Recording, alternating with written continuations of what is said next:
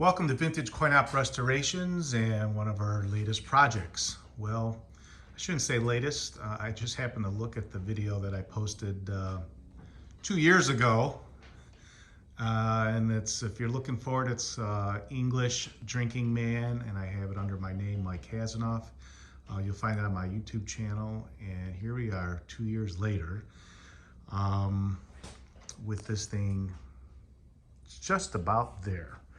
Come a long way, and we had a lot of issues. If you watch that first video, you'll see that at that time we tried to refurbish the original transmission right here, and we got it kind of working, but part of the problem was the direct drive, where we needed to hook up a motor to this 1/8 of an inch spindle here, which wasn't always like that. It was part of something else, but over time it snapped.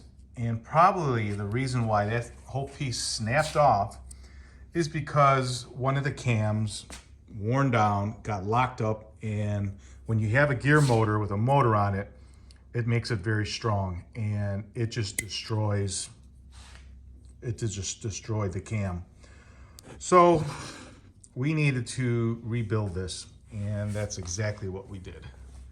So this is the original cam, and this is, this is early 1900s. Somebody made that. So this is what we made. You can see, we put on an aluminum block, but there's a new transmission in here. And on the transmission, we also have a stem on left and right with our spacers here, and we had to put some new cams. The original cams, there were some original cams, and so I had an idea what they had to look like, but the reason a cam is set up like this, and you can see some of them are on little cutouts, the reason those are there, they needed, because as it's coming down, these little fingers are pushing, and they do an operation. So here we have 4, 5, 6. We have 6 fingers. We do have one more here that we are going to try to incorporate, maybe having the mannequin's leg move. So I have the opportunity to do one more movement. We kind of used this movement. I got rid of it, and I incorporated through one movement two operations. And again, it was just a matter of figuring out, making these wire harnesses to bring down what we needed the work to do. And once we figured it out, then we're like, okay, well, we need to do it a certain way. And that's when we started grinding and cutting out the cams. And the original cams, they were all independent, and they would slip from time to time. So if you see really close, you'll see right across in here, I have a stiffener bar, and we got spacing washers in there to hold these always in the same position, and from now they'll never slip or get worn out. So let's kind of go over what kind of movements we have. Well, up on top, we have his eyebrows. Eyebrows move up and down. They do it a couple times. Here it is.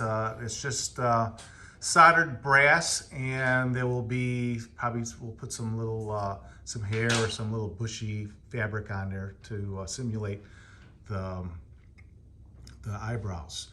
The eyes are glass. Absolutely awesome, great piece, but we need the eyes to move. Let's see if I can do it really quick. Oh, there's your eyebrows. Go up and down, and here's the eyes.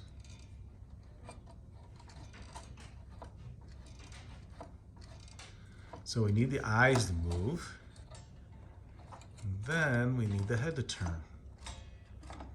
And then we also have the mouth. I believe it's this one here. I can't move it because it's already in the full high position. We have the cup that has to be brought up to the mouth. And then we have the hand with the bottle that, if you can see, not only does it raise, it articulates. And that's what this whole mystery was that was missing. So we had to secure the hand to the pole and make it adjustable so I can move it, and at the same time get this whole articulating motion, because it has to go up and turn the bottle at the same time, all in one single motion of one cable pulling down on a cam. So you could just imagine how much stress the motor has to pull on that.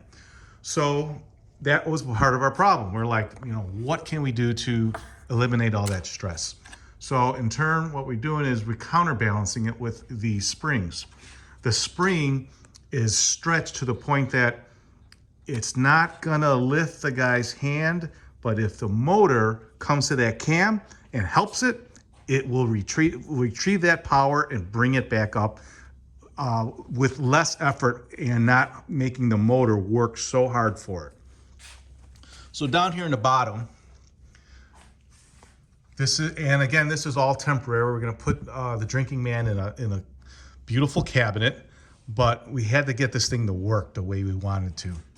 And basically underneath the chair, we will have this transmission will go underneath into the cabinet, pretty much set up the same situation as it is.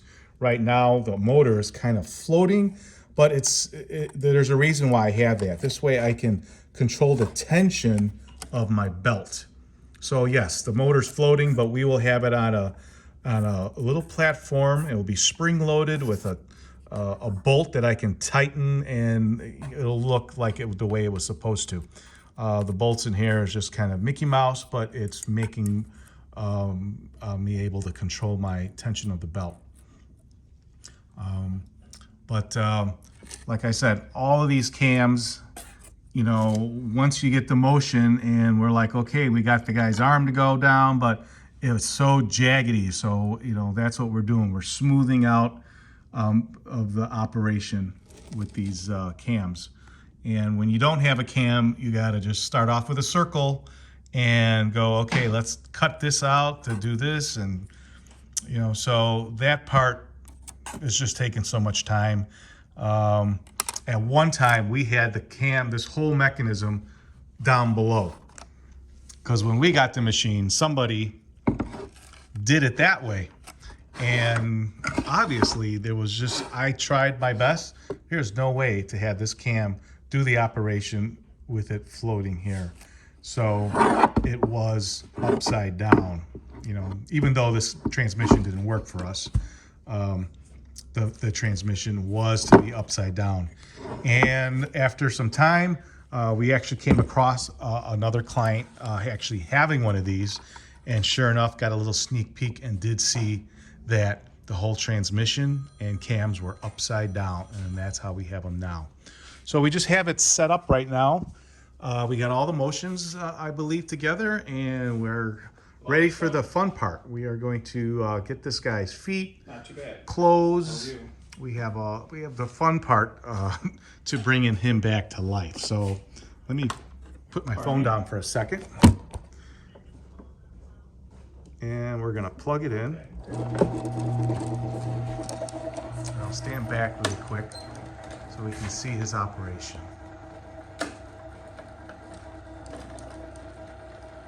So he pours his drink, cup comes down, spins his head around, the water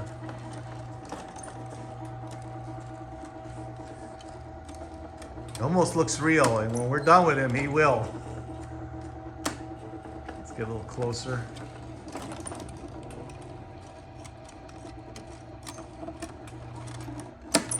Ooh, you see the eyes move? So like we have the lips kind of moving a little bit. So when he's drinking, it looks like, he's literally drinking it. And he smiles when it's all done, which was a cut in the can that I had to get, and you'll see it. Right now, there you go. He kind of does that smile and look. So that's all a matter of cutting the cams to do what you want it to do. Now, originally, when this automaton was made, there was a hose. And we still have it. There was water and a rubber hose that cycled. So as this water poured, this cup would be lifted and the water would come down. It'd be like a little bit of a circle. We are not going to do the fluid in here because it's just another madness that I think would just be a problem. It'll stain. If water dripped on the new outfit, it could be more problems. So at this point, I think we're going to do the dry run.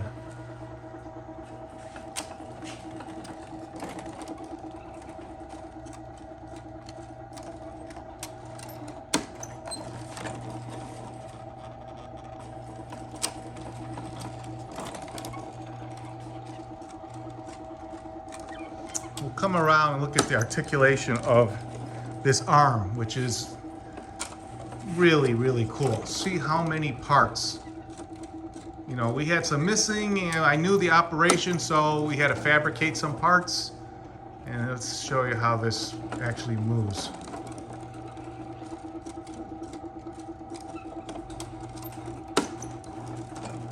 I'll come around the back here so you can see the other parts. The linkages that are in here.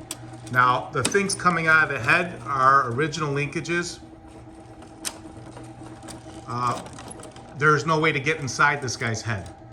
So luckily the eyes were still in place and the eyebrows were also locked in.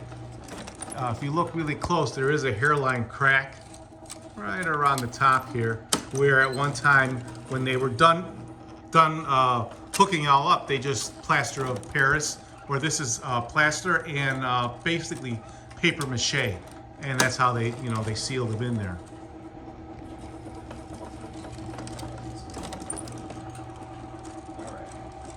And when we're all done, all our cable network will be enclosed in the back of the chair, and that's on both sides. Again, this is just a platform that we built just to make this thing operate and get it working here. And then here, we'll get the proper linkages here. Right now we have just wire bent. So as I wanted it to do certain things, sometimes I need a little more pull, so you take it out, rebend the wire a little tighter, a little looser.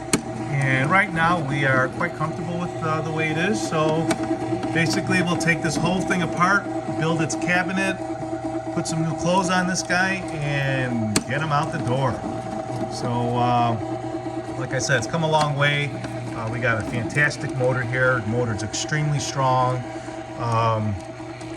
And that was a whole issue too. I mean, not only did we have to rebuild the transmission, I was buying all kinds of motors, and we were changing the motors out for different speeds.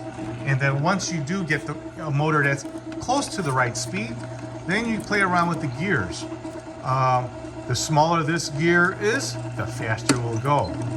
The bigger this gear is, and if you keep this small, it'll move it at a certain RPM. So you can change it. You can change these just by some manipulation of pulley system, and also what you start off with, the RPMs of the motor. But as you can see, this cam system is doing a lot of work. And right now it seems to be doing it effortlessly, and that's basically what we were looking to do. So there you have it. If you have one of these for sale, please give us a call. If you need one restored, that might be a different situation, but I'd love to maybe tackle it. Please give us a call. We're located in Chicago, Illinois. Our phone number is area code 630-624-7466. Thanks for watching, and make sure to subscribe to our channel so you can see the final video of the English Drinking Man. Thanks for watching.